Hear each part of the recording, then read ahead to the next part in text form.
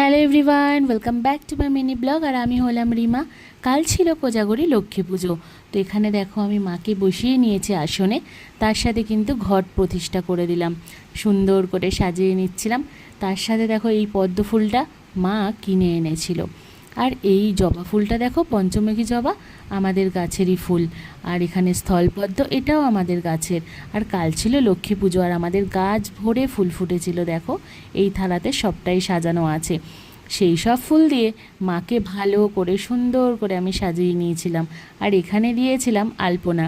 আমি জানি অতটা ভালো হয়নি, তবে ছোট থেকেই না আমি চেষ্টা করতাম, তো যতটা পারতাম আমার চেষ্টার দ্বারাই ততটাই আলপনা দেওয়ার চেষ্টা করতাম।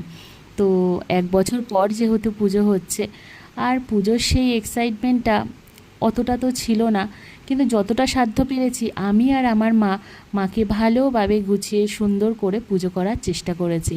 কারণ আগেই বাবা ছিল, এখন তো বাবা নেই, তাই বাবা না থাকার কারণে মনটা কিন্তু খুবই দুঃখে ছিল। যেহেতু আগের বছর পুজো করতে পারিনি, তাই মাকে যতটা পেরেছি চেষ্টা করেছি মন দিয়ে পুজো করার। এখানে দেখে নাড়ুগুলো, এই নাড়ুগুলো কিন্তু আমরা হাতে বানিয়েছি আমি আর মা মিলে। এখানে ছিল খেলনা, এগুলো তো দিতেই হয় জানো, কত সুন্দর, খুব ভালো লাগে। মানে এগুলো দেখলেই না মনটা এত ভালো লাগে। তোমরা কারা কারা এরকম খেলনা দাও মাকে, কমেন্টে জানিও। আর এখানে নাড়ুগুলো দেখতেই পাচ্ছ, তো সব কিছু না সাজিয়ে নিয়েছিলাম ফল দিয়ে, খই মুড়ি আর সব কিছুই। এখানে ছিল মোয়া, এগুলো আমি কিনে এনেছিলাম।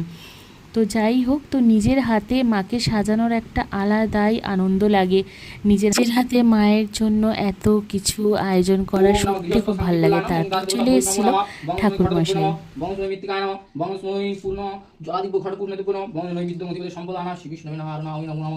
ওম নমো মহিষগ্নি মহামায়া চামুণ্ডমুণ্ডমালিনী আয়ুরাজ্ঞাং বিজয়াং দেহি ভগবতে দেবী নমস্তুতে।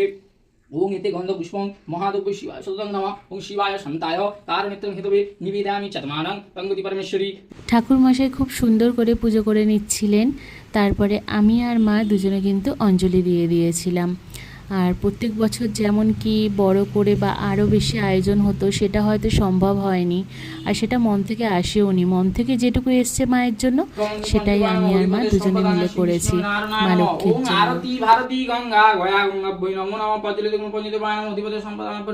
মা লক্ষ্মীর কৃপা ও আশীর্বাদ সব সময় আমাদের ওপর থাকুক, মা সবার মঙ্গল করুক। তাহলে কেমন লাগলো আমার এই ছোট্ট মিনি ব্লগটা লক্ষ্মী পুজোর, অবশ্যই কমেন্টে জানিও। আর ব্লগটা ভালো লাগলে আমার চ্যানেলটাকে সাবস্ক্রাইব করে দিও, লাইক করে দিও আর শেয়ার করে দিও। আজকে তাহলে আসি, দেখা হবে নেক্সট ভিডিওতে। টাটা।